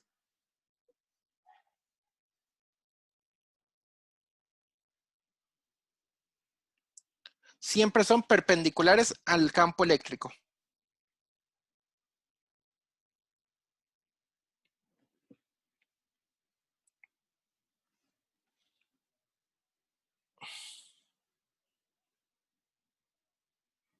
Por ejemplo, en este punto que tengo acá, tiene el mismo potencial que este punto acá, tiene el mismo potencial que el punto acá y tiene el mismo potencial que el punto acá.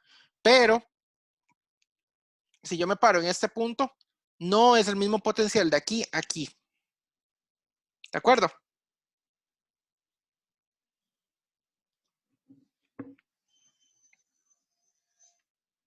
Entonces, las superficies equipotenciales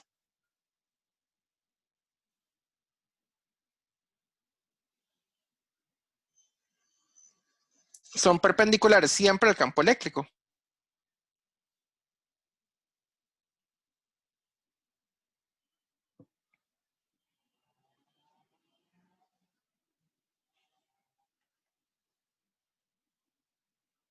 Y también, obviamente, a las líneas de campo.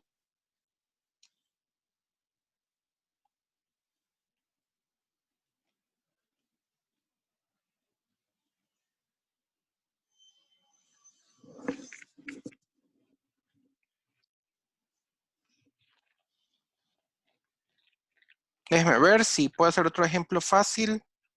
Si esta fuera una carga más Q y esta otra fuera una carga menos Q, creo que esta era la difícil más bien. El campo a la mitad era 0. No, mentira.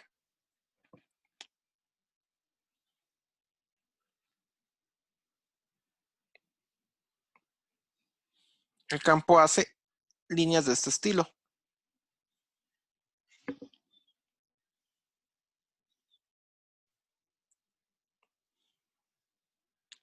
Los equipotenciales, entonces,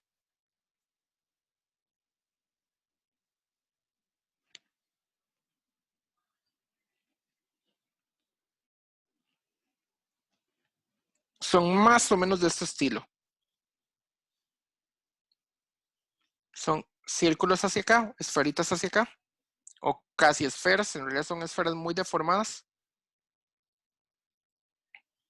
Y acá se vuelve como una región donde llegar al punto donde no puede definirse apropiadamente el equipotencial. De hecho, va a ser como un plano por acá, donde va a cambiar de concavidad de esas casi esferas.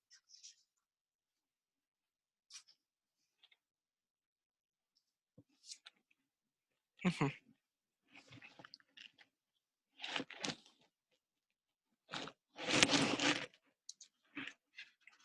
Ya casi terminamos. Lo que pasa es de que este capítulo lo cargaron demasiado, pero la ventaja es de que la práctica es idéntica a la parte de la anterior y vamos a tener toda la otra clase para hacer práctica y creo que vamos a quedar con tiempo suficiente para hacer práctica de hoy en 8. Ujú. Vamos a ver. Ahora vamos a ver lo que pasa con las distribuciones continuas de carga.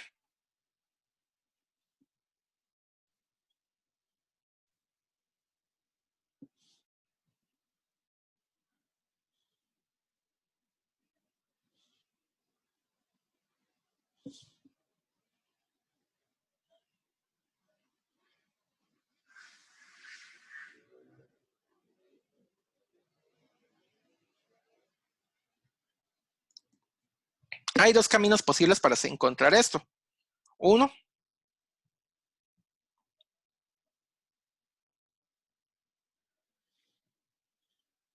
encuentra el campo eléctrico.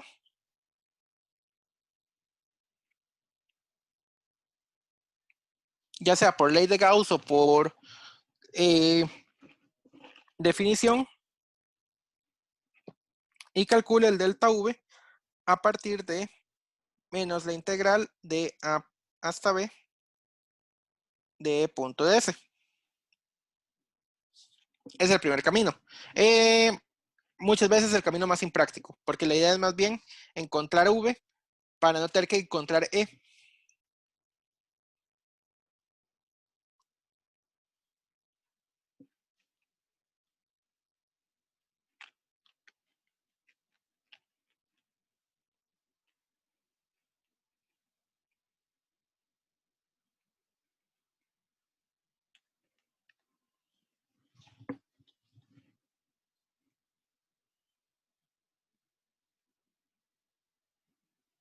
No es que no se pueda, se puede.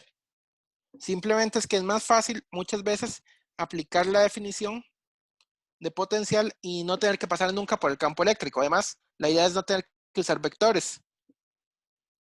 Y esto obviamente vamos a ocupar vectores. Ya que ocupamos el E punto de S, vamos a ocupar la parte vectorial de ahí. Entonces, eso a grandes rasgos es un poquito impráctico. Pero tampoco es imposible encontrar la distribución continua de una carga. El segundo camino, que es el camino que vamos a hacer 70% de las veces, el otro 30% es el primer camino, pero el 30% que es por el primer camino, casi todas son por ley de Gauss. Cuando queremos hacer algo de potencial, casi siempre se usa ley de Gauss para encontrar esto, antes de pasar por el propio campo eléctrico. Es más fácil usar ley de Gauss acá. Entonces, 70% de los problemas van a irse por este camino. Y es usar lo que sabemos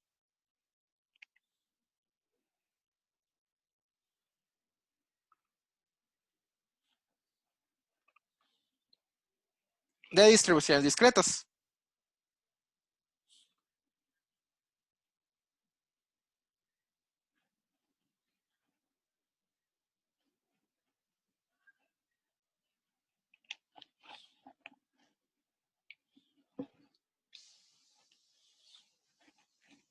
¿Cuál va a ser la idea de esto?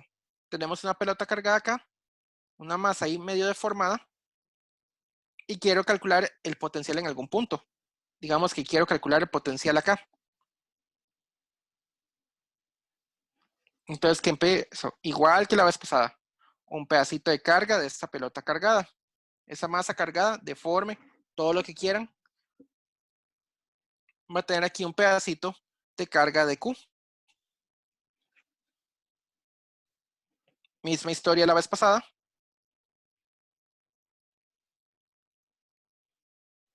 Este pedacito de carga de Q va a tener una distancia acá, R. Y la idea es encontrar el dV producido por este de Q. Recuerden que R siempre es una distancia y es mayor a 0. Es muy importante eso. R no tiene signo. R siempre es mayor a 0. ¿Por qué? Porque muchos problemas van a venir no en la parte discreta, sino en la parte continua, si dejan que R pueda variar de signo. Entonces el dV, debido a ese pedacito de carga, voy a apuntarlo más abajo.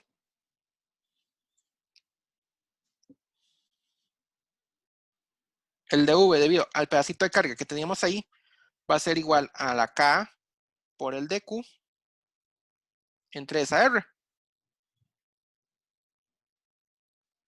Pero si alguien puede llegar y decir, no, ese pedacito de carga no es el único, puede tener aquí otro pedacito de carga y ahí empiezan en la misma historia. Aquí hay otro pedacito. Entonces, cada parte infinitesimal de carga va a aportar al potencial.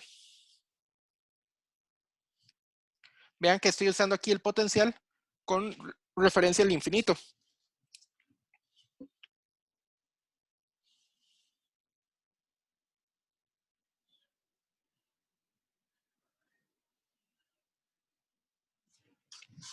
Cuando use la referencia al infinito, puedo usar fácilmente esto.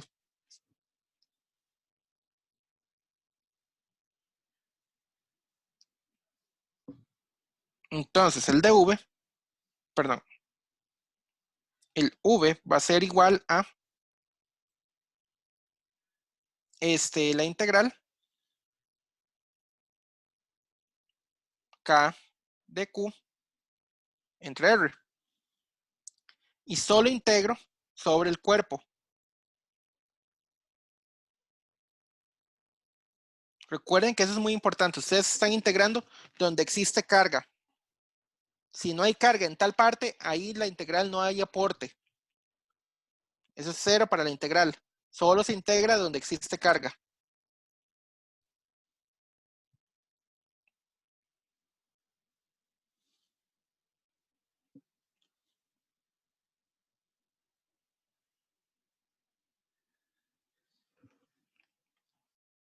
Vamos con los ejemplos típicos. El ejemplo más fácil para esto es el anillo cargado. Para que vean un ejemplo rápido de esto. Algo que ya habíamos hecho. Nosotros podríamos agarrar el ejemplo del anillo cargado. Sacamos el campo y a partir del campo encontramos el potencial en el centro, digamos. Pero no voy a seguir ese camino. Voy a seguir mejor el camino a encontrar el potencial en algún punto sobre el eje.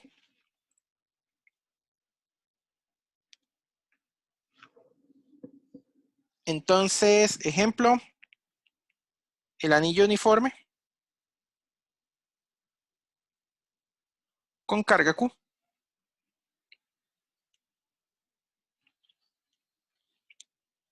Y yo quiero el potencial en algún punto sobre el eje principal.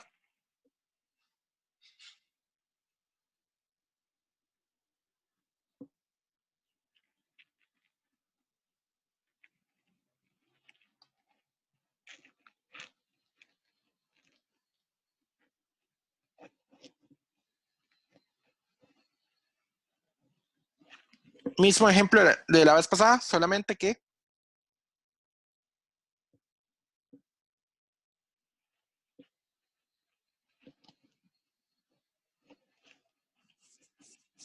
aquí le pongo el eje Z. Le voy a poner este punto de altura H. ¿Y cuál va a ser la idea? Seguir las mismas reglas de la vez pasada. agarramos, buscamos un pedacito de carga de Q. Esta es la distancia R con estilo.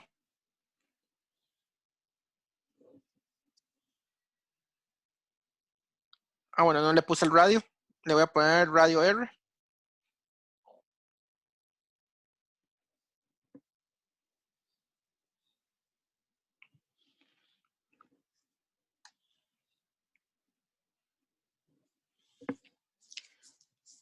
Y estaban los dos caminos. Si conocíamos el campo eléctrico, podemos conocer el potencial.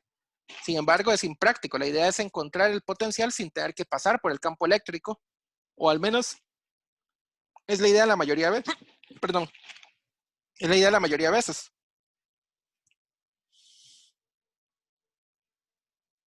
Entonces empezamos de la misma manera. Encontramos un dq. El R con estilo es la distancia que hay de la carga al punto de medición.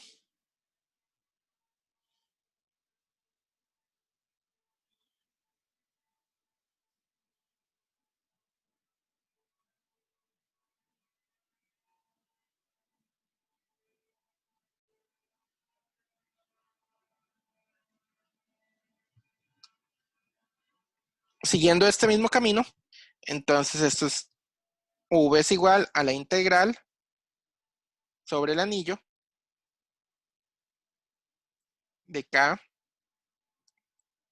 de Q sobre SR con estilo.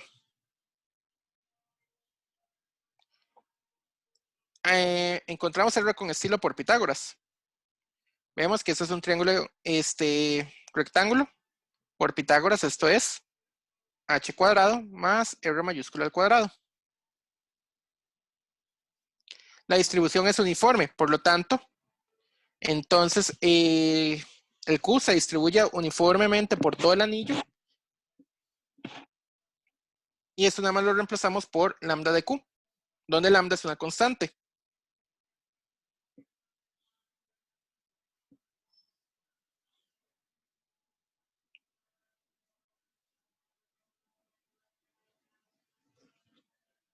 Entonces esto es K. Recordamos que el de Q, uno lo cambia por lambda de L, donde L es el largo de lo que estamos tomando en cuenta. Y en este caso el L es R por d zeta. Entonces de una vez tenemos una expresión para ese dl. R de zeta.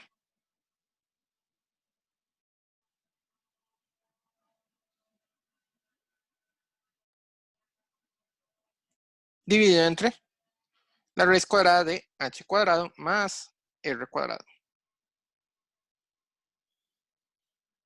Y el ángulo va desde 0 hasta 2pi. Esta integral es bastante sencilla. Lambda, k, r y la raíz son constantes para efectos de zeta. Salen fuera de la integral. Lambda, kr por h cuadrado más r cuadrado. Por 2pi menos r, pero eso es al final 2pi. Lambda yo había dicho que era dq entre dl,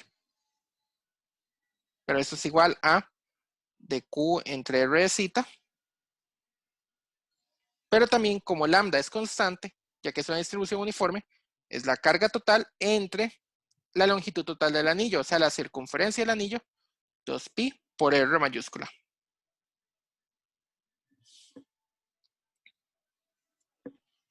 Entonces yo puedo encontrar v reemplazando a lambda como lo que valía.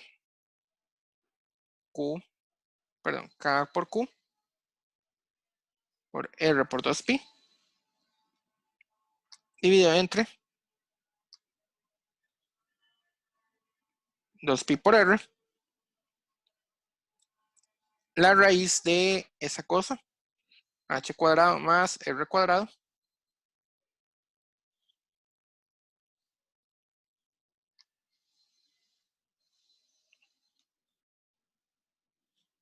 esto es K por Q, entre h cuadrado más r cuadrado. Vean que al final solamente va a depender de H. Qué tan largo sea H es lo único que nos va a influir para cambiar el potencial sobre el anillo. Como ejercicio, les dejo a ustedes que hagan el disco cargado de la misma manera que se hace el anillo cargado.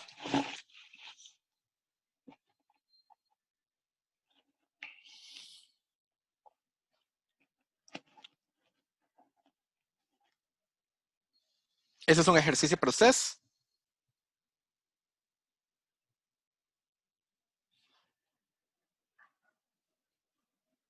Si tienen problemas, se pueden guiar con el libro. Solamente que el libro pone el disco sobre los ejes XZ, me parece. Ah, no, sobre los ejes YZ. Y la medición está sobre el punto X, sobre el eje X. Da lo mismo. En realidad es exactamente la misma situación. Simplemente le dieron vuelta al marco de referencia. La pista.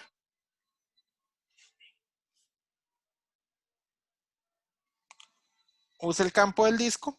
Use el potencial del disco. Del anillo, perdón.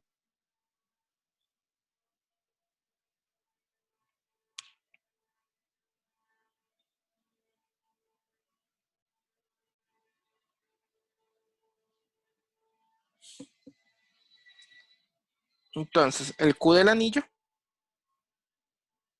pasa a ser un DQ para el disco.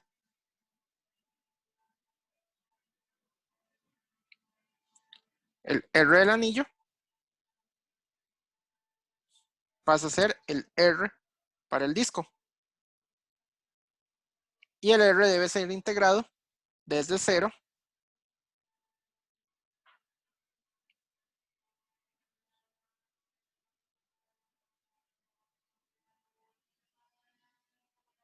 hasta R mayúscula.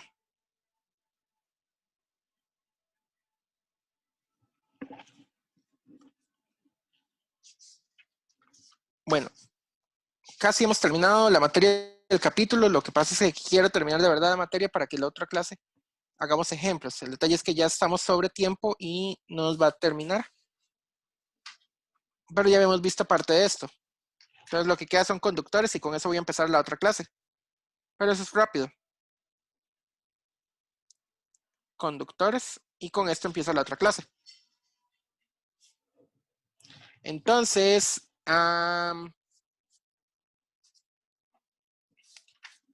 con estos ejemplos de los anillos de potencial para distribuciones continuas son muy parecidos a lo que vimos para el capítulo pasado. De hecho, es repetir muchísimos de los ejemplos, solamente que ahora se están haciendo para el caso de potenciales, no para el caso de campo eléctrico. Luego les enseño los casos posibles donde sí ocupamos más bien el primer camino, encontrar el campo eléctrico primero y luego el potencial.